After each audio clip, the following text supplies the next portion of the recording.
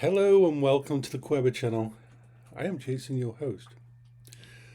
I've had a fun morning and sometimes computers can be a complete bitch. I mean, seriously. How to put it? I've gone from having 3 working computers to 1. You see,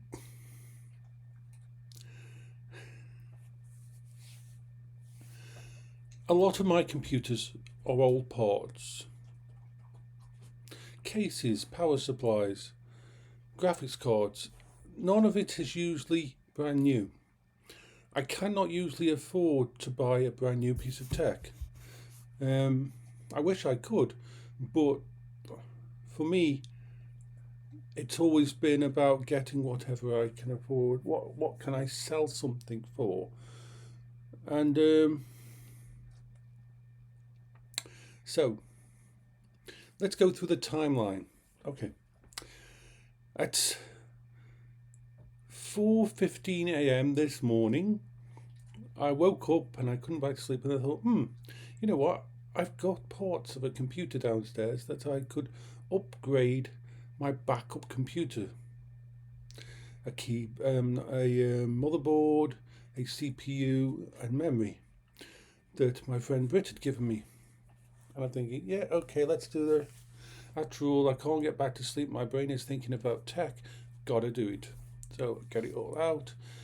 Take my computer that's normally over there, take it out, disassemble it, take the motherboard, CPU, and memory out of the case, put it on the side. My old 3950X and my MSI motherboard, just put them on the side, nice and gentle like. And I think, okay, let's see if this works good. So I put in the new motherboard, second and third hand new motherboard, and everything set up, plug everything in, turn it on. It won't post. Check everything, check the motherboard, check the graphics card, check everything to make sure it's okay. Won't post.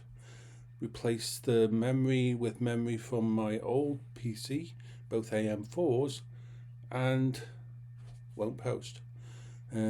Replace the GPU, because I've got this one as a spare. This is a 4068 gigabyte, and I was able to swap that in.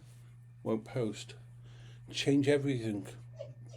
Disassemble the entire system and put it back together in case a short has happened or in case one of the things have been in the wrong place. Come here. Look. And nothing made it work. So I thought, okay, so there's a good chance either the memory or the motherboard is dead, but I think it's more like the motherboard. So I take out the 5950X CPU AMD and think, okay, I'll put it into my system, my Tomahawk MSI motherboard. It's a more budget motherboard, but I think upgrading from the 3950X motherboard CPU will be better. So I do it, I set it all up, I put it back all in the system, turn everything on, won't post. I'm thinking, what the fuck? And then of course I've redone the thermal paste and everything, and I've checked everything, and I'm getting a bit of a antsy at this time. I'm thinking, okay, so something's seriously fucking wrong with all this stuff. So then I decide to go back to my original setup, everything the way it was when it was working as my backup PC. Won't post. And I go through everything and I realise that somehow, some way, these second-hand parts have reached the point in time where me messing with them and removing them and putting them back together has killed them off.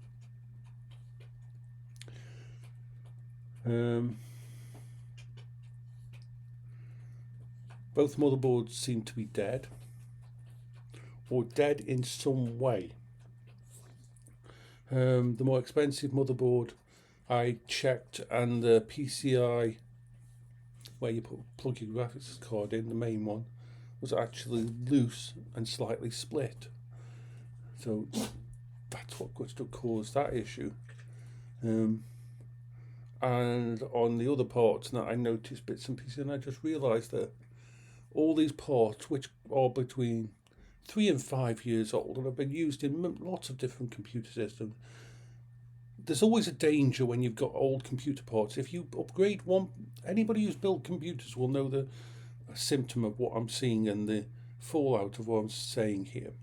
That sometimes you'll buy a new graphics card or a new set of memory or a new CPU, and you take everything apart, put it back, and use all your old parts. And for some reason, that new stuff, or moving the motherboard, or doing something in your system, finally means that the rest of the system gives up its ghost and stops working.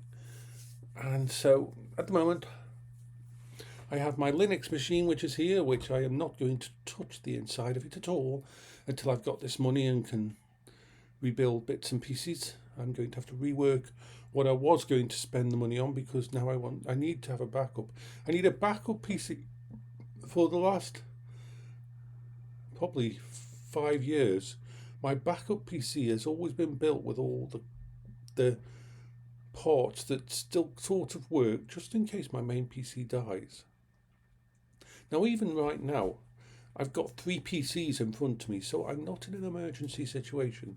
I've got my thingy here on this side, my main PC, and I've got, which is the Linux computer at the moment, I've got this MacBook Air, and I've got here, let me try bring it out into view, this little thing here, which you can just see, is the little mini PC that's connected to everything, to my media PC there. So I still have 3 PCs working, plus a tablet PC downstairs, and 2 backup laptops in there that are really old. Come here if you want to love, Zaki. Zaki, come on. Zach, if you want to. Why don't you eat that? Good boy. He's playing with his thingies, sticks. So, I'm knackered. That's why I'm on. It's late, a lot later than normal that I'd do anything, and my room's a mess, and there's technology all over the place, and I'm trying to keep myself relaxed and calm, because I know that I've still got enough backups, so I don't have to worry about this. But I know that I'm going to shift what I was going to buy computer-wise, because I want to have at least 3 complete brand new computer systems. It doesn't matter whether they're cheap ones like £300 or £500 maximum laptop with it. I want 3 complete computer systems that are brand new, and that will be there in the background if anything ever breaks. I won't be going from my main PC, which usually has all my best parts, even though a lot of them are older parts. For example, one of my M2s gave up the ghost, died recently. It was a Samsung 9080 or something like that. It was one of the first M2 Samsungs, Gen 4s, Samsung Pro. I bought it in 2016, and it had been used as an OS drive in nearly every single fucking computer since then, because it was so good. But it finally died about 6 months ago. And so I need to, when this money that's coming in later in the year, I need to make sure I do a complete refresh of all of my bits and pieces, so that worst case scenario, I will always have a backup. I have been living so long on bits and pieces here and there and old tech that I really need to refresh nearly all of it, and this is probably the last time I'll have a chance to do that. So it brought it home to me when I was trying to get all these bits and pieces to work. Like, for God's sake, I'm still fucking using mechanical drives in all of my computer systems. Yes, I've got M2s, but I still do have a large amount of mechanical drives that I use. And not only is that bad for gaming performance these days, really bad for gaming performance for a lot of them because of the latency. It's strange because you can make the mistake in thinking that it's okay. So when the Steam Deck came out, it had a little slot on it for micro SD, and you could put micro SD on it, and the best quality micro SDs usually are 130 megabytes a second, megabytes a second. Now that is enough to play nearly all games. But the thing is, the reason that sounds good is because you think, hey, something like dropped one on there, doesn't matter. That's my area of thinking. Something like this hard drive can probably do about 230 megabytes a second. And you think to yourself, oh wow, that's twice the speed of a micro SD. You can play any games on it. The problem is, it's about the latency, the speed it takes. When you're talking a micro SD, even though it's only 140 or 130 megabytes a second, the latency between its ability to grab those files or move to a new part of the thingy and grab another file and all that is so small because it's silicon, because it's a micro SD card. It means it's really fast actually. Whereas a mechanical drive, the head has to move, no matter how fast these are, the head has to move from one point to another point on the drive. Usually the random access speed is what you really want, not the read and the write speed. The read and the write speed are fine. On one of these will be about 230, but the random access speed will only be 3 megabits a second. Whereas something like an M2 is something like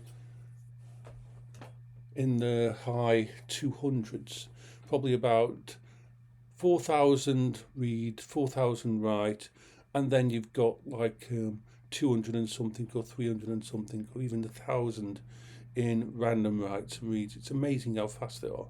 So even though they look on the basic data sheet that these should be good for gaming mechanical drives, they're not. They're good for storage, brilliant for storage at the price. Anyway, so yeah, I'm going to get back to it because I've got to redo my entire fucking set of shopping list. So bye bye for now.